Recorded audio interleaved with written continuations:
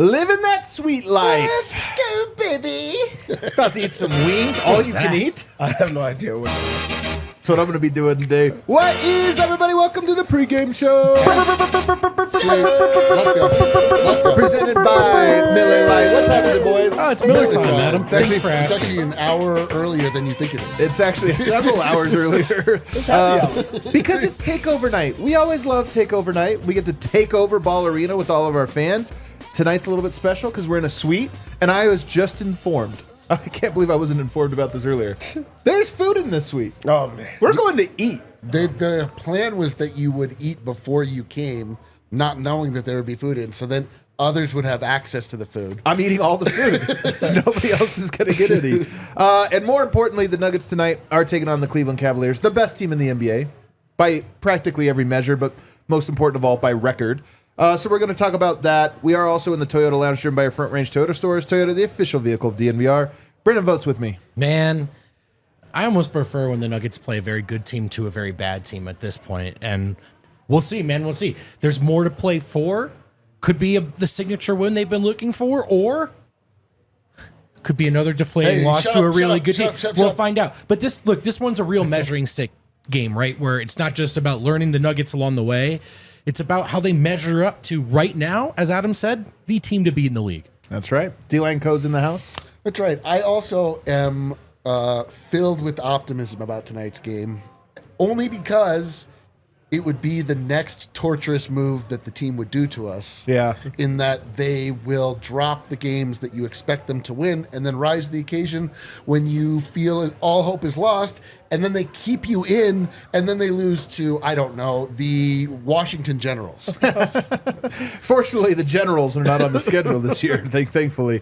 But that was a little bit of optimism wrapped in pessimism. Rounding out the show. It's called reality. Superstar Dev. I mean, it's a takeover night, and those takeover nights feel special. But this one was a brave one. We had a Friday night takeover And a against game the tomorrow. best team in the NBA. We didn't know that coming into the year. You didn't think the Cavs were going to be number one? If there's a time to step up, now is the time to step up. Also, you did look at this season and say, you know what? On Saturday, play the Detroit Pistons. Give it to me, baby. Give me the Cavs. You know what? We don't care who it is. We want to get good games on the takeover. We want good beatdowns, and that includes beating up on this 26-14. Careful what you wish for, because the game notes are about those Cleveland Cavaliers, fellas. 26-4, the best record in the NBA so far, with that .867 win percentage. Gets better. They've won 5 in a row. Oh, man. Gets better in their last 10. They're 9-1. They're due, baby. Over Due for a that loss. 10-game stretch, the number 1 offense in the league, the number 3 defense in the league, and the number 1 net rating team in the league over the last 10 games especially, but really all season long. Boston's had a say. OKC's had a say. I think the Cleveland Cavaliers have sent the loudest messages so far. Boston, by the way, sliding. Have you been paying attention? I have you noticed that. I have noticed that. Specifically? 2 in a row? Look, let's just say I have been watching. Okay. The Cleveland Cavaliers, as for what they do well, it's a lot. But one thing in particular, guys, I'm going to bring up because we know one way the Nuggets hurt themselves, turnovers. The Cleveland Cavaliers are second in the league in points off of turnovers. They turn you over and they score off of turnovers. And they're also 5th in the league at protecting their own paint. So transition's going to be important for Denver both ways, right? Getting out and scoring, not against their half-court defense, but then limiting how much Cleveland's can score in transition off of your own turnovers. Help yourself against a team that's really well-rounded and really well-suited to beat almost any team in the league in the regular season. I'm not going to lie, fellas. The Cavs, all across the board, their good things are match up with Denver's weaknesses. So, one, they can really load up the paint. They've got 2 bigs. You didn't even mention the Nuggets. I know you'll get to it, but Denver a little bit light today. They shoot the 3. We know Denver has not guarded the 3 well. third in threes made, first in percentage. So I look at and then they don't allow transition, which Denver kind of needs to get their offense going. So I look at this and I go, Denver gets 3 major challenges stylistically in the Cavs. Yeah, that's tough. That is really tough. All that being said, Denver has a way of finding, when they are at their best, they have a way of finding their way around your plan. If things are going right, like Nikola Jokic has the ability to break down and to pivot off of what it is you're trying to do. If the team is communicating, and I actually think this is a lot of what the issue was last game, like there was just no communication. And I think if the team is communicating and they're breaking out at the right times and they are, shooting the 3 at the right time, they're also feeding Jokic at the right time, they can find their way around this. I don't love everything that you guys have said, but I don't know, man. Like the Nuggets they have it and then they don't. And I'd like to believe tonight they have it. Let's hope. Well, you want to get more hopeful? Please. They don't have Aaron Gordon tonight. So against all that size, it's going to be Peyton Watson. Who possibly probably Peyton Watson. Yeah. We don't have starters yet. On this very, very live pregame show, we don't have starters yet. Jamal Murray, as of right now, again, live. Just kidding. It's 4:38 p.m. Jamal Murray probable. So they will not have Aaron Gordon. Will they have Jamal Murray? Ugh. And they'll need him because this is one of those matchups that on paper is an uphill battle for Jokic. And there are a few of those, but this is one. It is a big one, man. So with no Aaron Gordon, what happens with this is a team that plays 2 bigs, and they play a big at all times. Yeah. And I'm very curious, is Denver helped out at all by maybe they're going to have to play a few more perimeter players, or are they really hurt inside? I think Peyton Watson will get the start. He started the 10 games that Aaron Gordon was out previously with the same calf strain. So I think he'll get the start, but... God, maybe DeAndre Jordan gets a start. What? It's possible. I'm just thinking, matching up big on big. I don't think that Jared will Allen. be DeAndre Jordan, but really you might have to go deep in your bag and bring out a Saric or Zeke Naji, who have been on the show for a while because... What a wild thing to do is to start Saric or Zeke. It would actually make a lot of sense to Eric start makes a good point, because does that mean that Peyton Watson is on Evan Mobley? Well, Evan Mobley plays Jared perimeter Allen. offensively. It's defensively that he's inside a lot more, but offensively, he's a jump shooter. They put him in the corners. They have him dive. He just is big. So yes, you say that they will put Peyton Watson on Evan Mobley. I would start Sarge. I think that Sarge would have. Work. You want to talk about guarding the 3-point line on a team that takes a lot of threes? I just can't imagine you put Jokic and Sarge together. I think you got to start Peyton. And then the other thing too is Peyton. I mean, you're somewhat worried about Mobley spacing the floor and shooting, but Peyton is a roamer defensively, and your perimeter guys are going to get blown by, and Jokic is not going to get stops at the rim. Can maybe Peyton roam off that if he's out on the perimeter and make some plays? Dev, I understand the look on your face. It's a size problem. It's a big size problem. It's a But problem. I like that challenge specifically for P-Watt, because if you tell me one thing he's not good at, it's playing big. Boxing out, those types of things. And so I look at that and I go, Mobley's the perfect guy because he is a tall player, but he's a finesse player a little bit. Like he is, that's a good matchup to say. If Mobley's eating your lunch, you have a weakness that, really can't be overcome. On the other side, you say, we need Peyton to be more physical. This is a good starting point. If you're going to play the next 10 games, you're going to be the starter. This is a good, hey, this is what it's going to take from you. Yeah, I'm a little bit afraid. I'm not. I feel like Peyton Watson is supposed to be your starter. If you have Aaron Gordon out. Yep. But when you match up against a team with the Twin Tower lineup, Mobley is not just a shooter. Like he will go inside and finish around the rim. He will jump hooks. He will try to get a mismatch in the post and go after it. So, that is a size advantage. But also on the other end, Peyton Watson is going to have to make him run. He's going to have to spread the floor and knock down the 3 ball as well. Mm-hmm. And if he puts it on the floor, you have to try to attack it if you're Peyton Watson. So this is going to be a cat and a mouse game where you're like, hey, we're not going to adjust to that. We're going to try to play to the advantage. So I feel like they're going to have to try to push the pace if this is the case because they are going to be small, but also who else is going to help out on the boards? Transition, man. Transition's going to be key. Can they be in transition for the right reasons tonight? Yeah.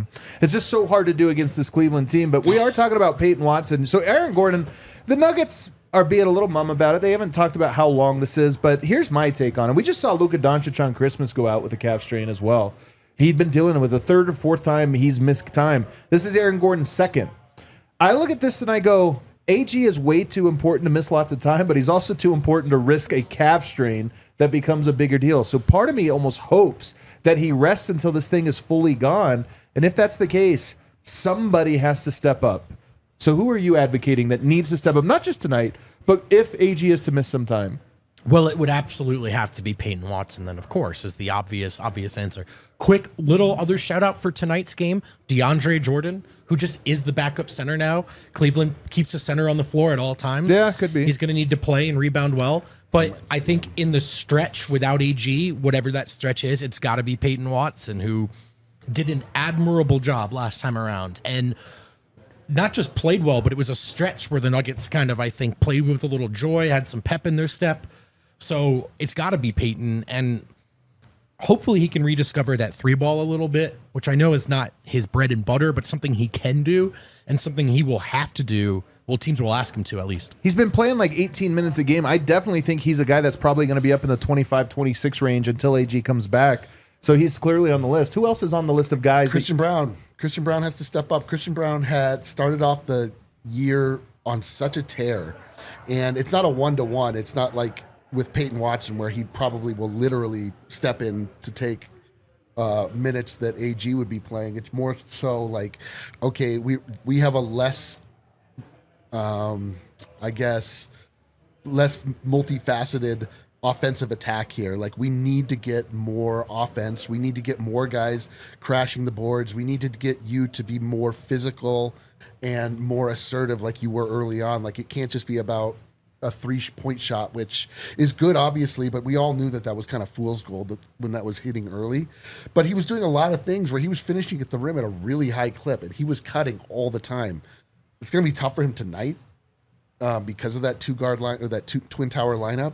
That paint's going to be pretty clogged, but just in general, we need a Browntown resurgence, man. Like, you got to step up. Like, the team needs more from a lot of places. Me and this couch, we're on the same page, as we always are. Couch page. And I don't know if it's coincidence or what, but Christian Brown started playing not as well as soon as Aaron Gordon got back into the fold. Interesting. And I really do think that there's something to it. It could be spacing. It could be about not having the same type of cutting lanes and things like that. But I do think it's Christian Brown as well, because his confidence was very, very up early in the season, and that was when he was in a spot where he's not taking over those minutes, but he has a different role. He was grabbing boards, he was finishing, he was scoring at a higher rate, and that hasn't been the same. He doesn't look like the same player, even defensively. So I do think that with his absence out, now he sees the anchor's not there. He's like, okay, well, what do I have to do to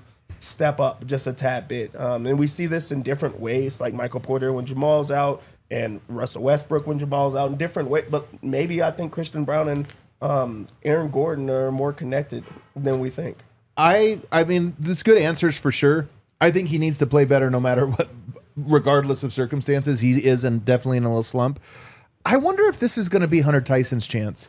Because when you're looking to replace Aaron Gordon, you're really, all right, now we're talking about power forward. You got Zeke Naji and Dario Saric. They might also get a chance. They're certainly candidates, even if I don't love the idea of starting one of them tonight. Just talking about rotationally. And I think Hunter Tyson might be a guy that you need shooting. He's given you a couple good moments, not like a ton of them, but his last couple stints have been on the up. And I just wonder if he's the guy that you look at Strother, you look at even Peyton Watson. Are those guys going to rebound? I don't know.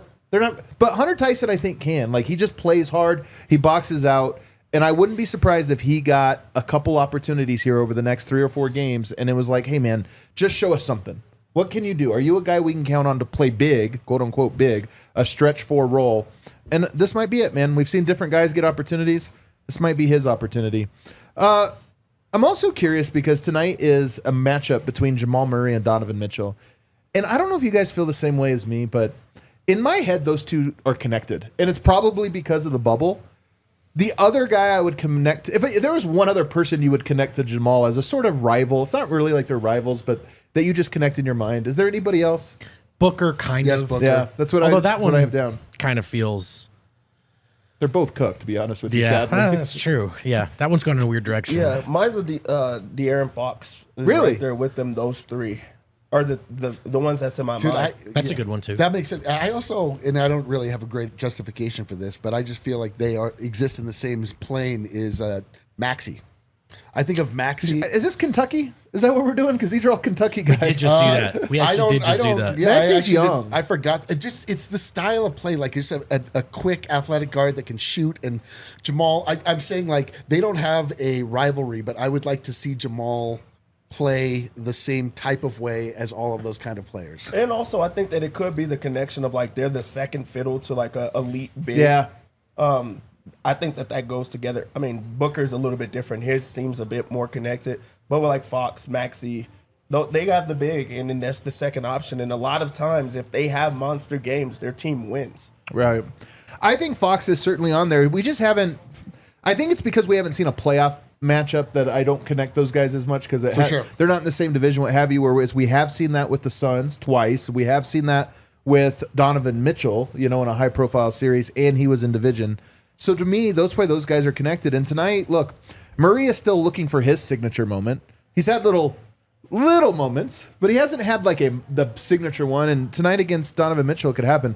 If we do Jokic, I think this one's obvious. Jokic's rival or other, who do you think it is? Joel Embiid. It is, and I kind of think that I kind of hate that, to be honest with you, because Joel Embiid, look, he's mostly just been hurt or what have you. He's obviously a great player, worthy of being that. But I feel like Jokic Giannis is also one that should be more than it is. And it's not, but it should be one. Do you know why it's not? You guys know this is the first year we've had Jokic Giannis on national TV.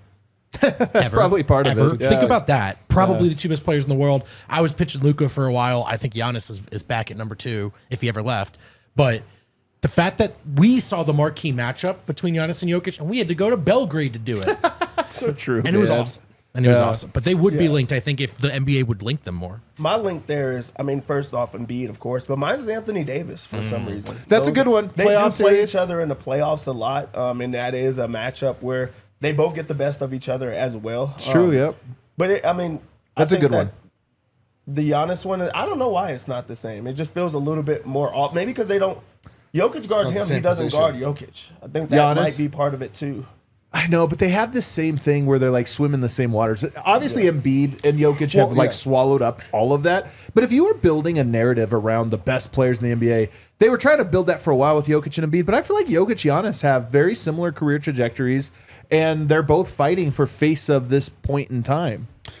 Definitely. There's like archetypal, which is what I did with Tyrese Maxey and Jamal Murray, and that would be Şengün, and that would be on the Kings, Sabonis. Like those are like they play but they're similar, so much worse than Jokic. You're they're not connected, but like the Rocky Apollo Creed thing, of just like the rivals, who do they pit against each other?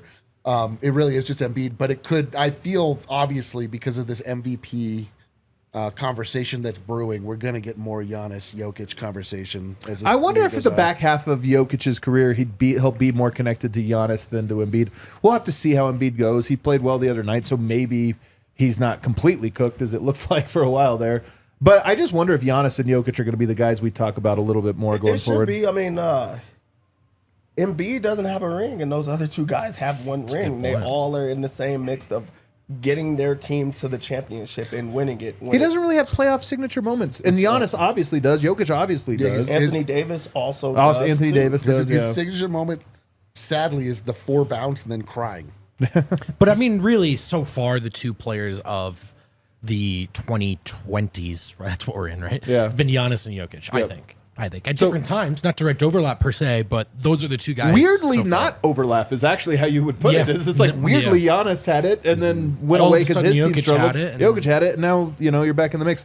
And then lastly, MPJ, he's the other guy, and I'm so curious. I don't think he has a true doppelganger or the opposite, but I have one. I actually have a handful of candidates, but I'm curious if you guys would guess them. I have the weirdest one. Which one? OG Anunoby. I think that one is actually on my list. I think I have him too in terms of it. And part of it is because, they were these wings came out similar times, just completely different archetypes. We wondered at times, what if Mike was OG? What would that look like? I think it's fair. Tall, rangy, big. There's one others. I'm surprised you guys haven't thought of it. Mikal Bridges. And part of this is because he was the Suns' third guy. You know, there was that he whole was thing. so I think much it's better more- than played Mike, him so too. well. But Cam Johnson is more of an analogous to me than Mikal stylistically, Bridges. yes, but Cam Johnson's been mostly irrelevant, you know, in his career. Whereas Zach Mikal LaVine. Bridges I was was there. just with gonna the- say, does the Zach LaVine news like tie them? I'm not saying Not that to it's me. together, but like, does it tie them? Because you're gonna whenever he has If that a trade monster, happens, it's yes. right now. But whenever there's a monster game from LaVine, everyone is tagging yeah. Nuggets people, and they're not even it's been saying a every name. game. We know who it's attached to. Mikal Bridges also like 3-point shooter, more of a 3-and-D kind of guy. Just like you talk about the mold of MPJ's kind of an ultimate AAU guy. A guy was like a legend on the AAU circuit, and Mikal Bridges is like a college. You know, I don't know. It's just like that's why they're almost opposites to me in a way that we're paired. And it's Well- like, well, which form do you want? And back then too, the Chris Paul Suns, it was hard not. I of course liked Mike as a prospect, Shut but him if down. Mike was Bridges in that series, Right. like that alone felt like it could have flipped a lot. To me, the most obvious one is Klay Thompson. That's more like what he is but they're not rivals. Well, or, I know, you but is it- we're kind of tight. There's no one that's been placed as his direct rival. But if we're talking about guys that you could be like, this is the better version of that player. Yeah. Well, the other one is Tatum, because I do feel like MPJ and Tatum, they grew up together. They both were This these is- huge prospects. Now it all one a makes little sense. star-crusting They curse. both Thin love line to take be- horrible shots. Thin line between love and hate over here. I mean, it didn't work out for MPJ that way, mostly because of the back surgeries. But I do feel like if you were go rewind the clock 10 years and you were just like, all right, these two guys, super tall, athletic, but they can shoot. There's You're also like, that great picture of them guarding Yeah. each other in AAU when they're like 7. and the last one I have is Lowry Markkinen. I feel like that one is not really a rivalry. No, though. that's I mean, my super aspirational. Yeah. Like, can Mike just be Lowry Markkinen, which I actually think is possible. Can he be Klay Thompson? I think that would be better. Klay Thompson plays defense. Yeah. So no Well, is the answer. 15 years ago. Yeah. All right. Our pregame picks are presented by Bet365. Download the Bet365 app and use code DNVR365. Deposit $10 and place a bet of $5 to get 200 in bonus bets and a code to get the first 2 months of altitude, courtesy of Bet365. Must be 21 or older, physically located in Colorado. Please gamble responsibly, and if you or someone you know has a gambling problem and wants help, call or text 1-800-GAMBLER. Dev, let's do it. Listen, if you want to call somebody, call Bet365 and just say thank you. Okay. Thank you in advance. That's what you want me to do. That's what you want to do. Do you have their number? Well, just call the gambling line and say, hey. Can you put me in touch Hey, with I know someone? this is for addiction, but listen, I'm a winner. Transfer me over. Nuggets come into this game as 3-point underdogs at home. Home dogs, man. Home dogs. I hate to say it, but Listen. all right. The Nuggets are banged up. They're undersized. They're going against one of the best teams in the NBA. I ain't touching this. I wouldn't touch it. Just can't do it. You're picking a win, right, D-Line? You said it in the... I am. You're predicting a win. You know what? I am. Go for it, baby. Let's I go. am. The Nuggets have played well when they're like dogs. I need your confidence. I'm Yeah, trying to get your confidence to but spill I onto me. understand that like people generally would take a prediction like that as just pure homerism, but I don't think it's out of the realm of possibility at all. And the Nuggets do this. Yeah. So whatever. I mean, I don't think it's going to be easy, but I do think that they have the ability. We're all So, hoping yes, for they a win, but when there's money involved, I'm You know what? not gonna steer you guys in that direction. That's what I'm not gonna do. What I will do is get you money from here on out. I'm gonna go with the under 237. Really? All right, I'll Yeah. take it. I'll hop on. I mean, the thing is, the Cavs score. They want to score every single time. It's on the that's for Nuggets sure. and how they're going to score, and it's going to have to look different because it's going to be the other pieces. Like, is Peyton Watson going to knock down a 3-ball? Is Christian Brown going to knock down a 3-ball? Is Michael Porter Jr. and Jamal, because they are going to stack the paint. They are going to try to give different looks. They have two bigs that now they're gonna dare Peyton Watson to score and just try to send the double at times. So how is he going to make them pay? I like the under 237 on this one, and I think Denver's going to try to slow it down against this team and operate in the half-court set. Okay. On the Cavs side, Denver does a great job of slowing down Mitchell from his usual scoring explosions. We're not seeing those 50 balls like we did once before, In the which bubble. is stuck in our head of him just being a Nuggets killer as of late. But he has been comfortable feeding the bigs in these situations, getting the ball out of his hands. The Nugget pushed it out of his hands. The assist at 5.5 is a little bit too easy for me. I think that he's going to finish at about 8. So I would go over 5.5 assists for Mitchell. Evan Mobley over 17.5 points. It's a lot. Someone's got to guard him. Someone has to guard him. Like, that is going to be crazy. He's playing well. He's very comfortable in this matchup. This is even easier matchup in ways. Like, I think he's going to be crowded a bit more because Peyton Watson does give him that type of, resistance. But I think they're going to try to put him in the paint and let him score and get to the free throw line a lot. So I'm going to get 17.5. I expect them to feed him. He's been shooting a lot lately. On the Nuggets side, I'm sticking with the Nuggets bets. Better shooting option right now. The best shooter that they have on the team, especially with the Twin Tower lineup. I love it. I expect them to space the floor just a little bit and try to, get those big men out of the paint. I'm going to go Jokic over 1.5 3-pointers. I love this one. I just think that it's minus 125. Not too much juice, but I think he's going to hit this. He hit this last game. I think he's going to shoot a bit more of these and not just try to bang inside. So I like Jokic in this. Peyton has stepped up when he's been called on and he's had more minutes. We talk about how he was playing and how comfortable he was looking earlier in the season. I think they're going to make the mistake of just trying to send a double team. He'll be cutting. Jokic is going to find him for a few finishes at the rim. His points are at 8.5. I'm going to take that 8.5. I love this bet, man. I think that this is an easy one for him, really. I think that he's going to be able to cut. He also is not shy anymore. He is trying to score. Yeah. So 8.5 is too low for him. Let's go with our favorite bet, Michael Porter Jr. over 2.5 assists at plus money. Let's just ride this until the wheels fall off. That really gets the people going. Yeah, it gets the people going. Let's also couple that with the rebounds as well. Rebounds plus assists is at 9.5. I'm expecting him to get this. I think he has himself a game, especially with the things to go along with it. Who is going to guard him at the 3 spot? I really think he'll be able to grab boards and have to fight down there and try to find things. And then also I think the assists are going to be there. Maybe even a couple to Peyton Watson. I like it. I'm excited to see what kind of game we're going to get from Jamal Murray, especially with effort. The Cavs will try and pick him up full court, just like everyone else has. I just don't know what he does for the full game, but I do like one of the offers that Bet365 gives, and we've never done this bet. We're going to go first quarter points. I'm going to go for let's go. At least 5 points in the first quarter. From who? From Jamal Murray.